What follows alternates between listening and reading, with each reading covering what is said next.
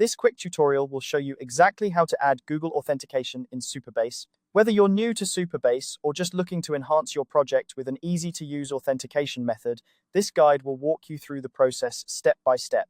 To get started, open your preferred web browser and head over to supabase.com. If you haven't already set up an account, you'll need to sign up for one. Supabase is a powerful open-source backend as a service that makes it simple to build scalable applications, and adding Google Authentication is just one of the many features it offers. Once you're on the Supabase homepage, log into your account. You should see a list of your projects. If you haven't created a project yet, take a moment to do so. For those with existing projects, select the project you want to add Google Authentication to and click on it. This will take you to the project's dashboard, where you can manage various settings and configurations.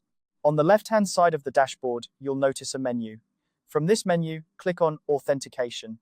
This section is where you'll configure how users sign into your application. Supabase provides a variety of authentication options, making it flexible for different use cases. Next, look for the Configuration tab at the top of the page.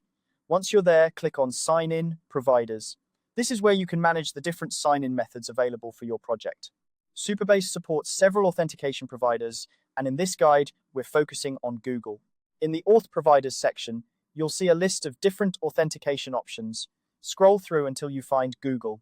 Supabase makes it straightforward to integrate Google Authentication by providing a simple toggle switch. Go ahead and enable Google by switching this toggle to the On position. This action will allow users to sign into your application using their Google accounts, providing a seamless and secure login experience. Once you've enabled Google Authentication, it's essential to configure it correctly. This usually involves setting up Google credentials, such as a client ID and client secret. These credentials are necessary for the Google Authentication process and can be obtained from the Google Cloud platform.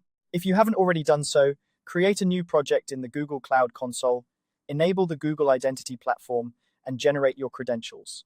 Then, simply copy and paste these details into the appropriate fields in Supabase. After you've entered your Google credentials, make sure to save your changes. Supabase will handle the rest, ensuring that users can authenticate using their Google accounts without any additional setup required on your part. And that's it. Now you've successfully added Google Authentication to your Supabase project.